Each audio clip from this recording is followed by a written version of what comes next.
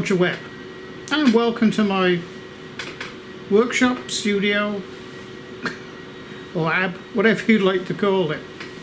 Since I made a video a year or so ago explaining how a fiber laser operates, I'll put a tag up here somewhere, so if you want to go and see that, you can.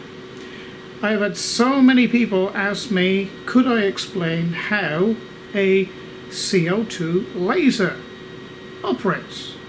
I'm going to break this up into two videos. One, I'm going to explain to you how the actual laser tube operates itself. It's quite scientific, but you stick with me and we'll get there. And the second video, I will explain to you how the general operation of my Thunder laser operates. In other words, what the overall machine does with the laser and how it works. So first things first, the laser. The laser itself is a glass tube. In actual fact, it's 3 glass tubes that are separate compartments. You have a central compartment where that pinky thick line is. That represents the actual laser itself, or the lasing medium then. We'll come to mediums in a minute. You have an anode, which is here. You have a cathode. There's a 100% reflecting mirror on this end, and on the outward going end you have a 95% reflective mirror. Surrounding that central core tube is a water jacket, because as you can imagine, a laser beam is pretty hot. You're dealing with infrared radiation. So you have to have some means of keeping it cool, otherwise it'll probably melt. And the outside of that again is the area which is filled with the majority of the gas, although the gas is, through this mechanism here, this tube effect here, is circulated to the central core. Now, a lot of people think that this tube is full of CO2 gas. Well, actually it's actually filled with a mixture of gases. I'll just bring up the next slide.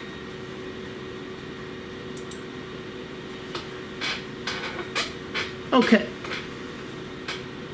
Now, the tube itself is filled with a mixture, a nominal mixture of 3 main gases, and that is carbon dioxide, nitrogen and helium, in the ratios of 1, 1 and 8, 8 being the helium.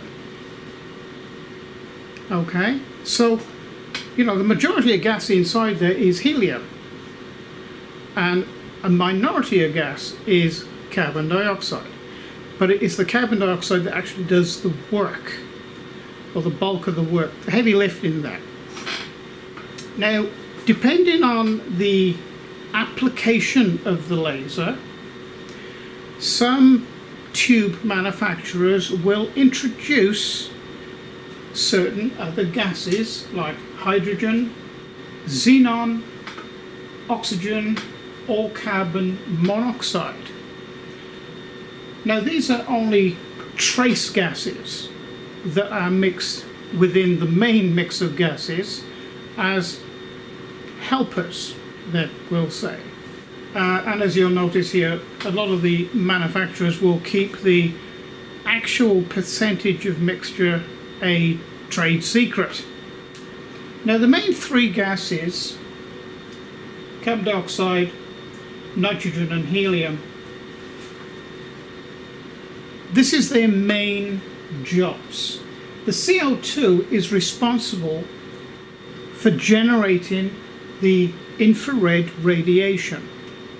The nitrogen gas is like an exciting gas. It excites the CO2 gas to perform better. And the helium gas is there to quieten things down. In other words, take the heat away from the gases and disperse it into the water. If you just allowed it to run away, in other words, if you didn't have helium in there or water cooling, it would quite possibly just burn itself out instantly. So you have to have mechanisms inside the tube in the form of gases and coolant to reduce or take away quickly some of the effects that you don't want. Because having heat inside the tube is where you don't want it. You want it in the coherent light, now we'll come to that in a minute, coming out of the end of the tube, the laser tube, to go and do the work. So just brought up this diagram where it sort of, I suppose it's more graphic than the other one. These two areas here are really just the carriages that hold the laser in place. So what happens? How does a laser work? Now, in very simple terms, a very high voltage is put across the terminals, all right, electrical terminal here and here. And as the electrons flow down through the tube, the central core of the tube, basically the electrons will come into contact with CO2 molecules. And as they come into contact with the molecule, a photon is produced. Now, in scientific terms, it is said that the molecule will go up into a higher level of existence or agitation. But that's going too complex for this video, and I don't want to confuse the issue. So the basic term is that the electrons, as they flow down from one cathode to an anode, they come in contact with CO2 molecules, and it promotes a photon to come away. Okay? So the photons will travel down through the tube and hit the mirror on one end. The mirror on this end will hold back or reflect back 95 to 98% of those photons to travel back up through the tube. Bearing in mind, these are traveling at the speed of light, extremely quickly. As they travel up, those photons come into contact with more CO2 gas and interact with those CO2 gas molecules, which even promote more photons to be ejected. So then those photons join the first group of photons and travel up through the tube. Okay? While all this is going on, electrons are still flowing through the tube, creating even more photons to be emitted, given off by the CO2 molecules. So as they go back and forth and back and forth, as you can understand, there is a large amount of photons that builds up in the central core or between the electrodes. Until it gets to a certain level, you have two types of high voltage electricity flowing through that tube. The first one is to promote the electrons in the first place and build them up inside the tube going back and forth. And the second type is a larger pulse. Now that larger pulse pushes all the electrons that you've just made in the tube out through that second 95% reflective mirror out to go and do work.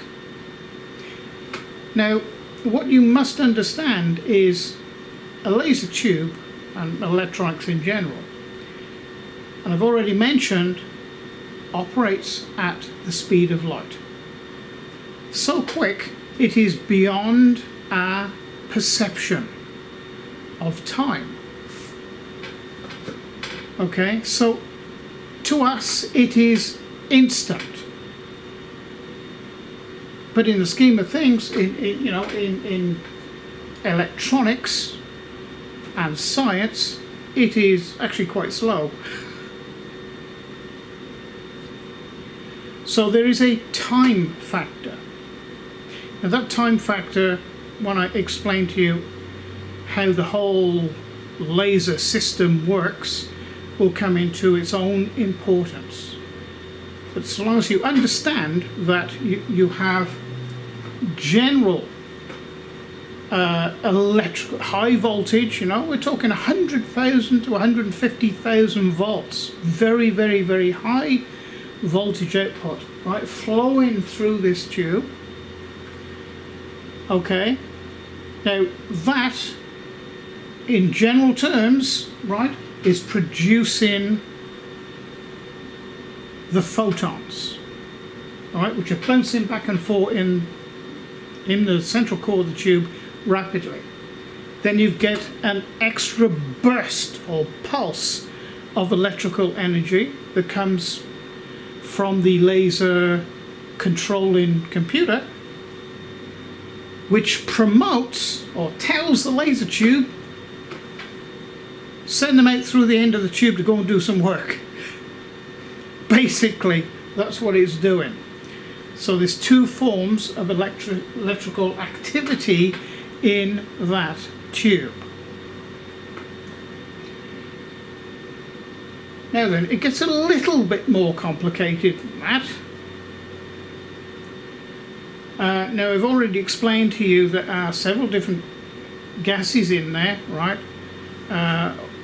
Like one to promote or assist the CO2 to manufacture then or give off photons, and there's another gas in there that rapidly removes the heat. Okay, and there's other gases that are helpers, then we'll call them, which I named previously. But over time, as you use the laser to do work, and we're talking thousands of hours, the CO2 will break down,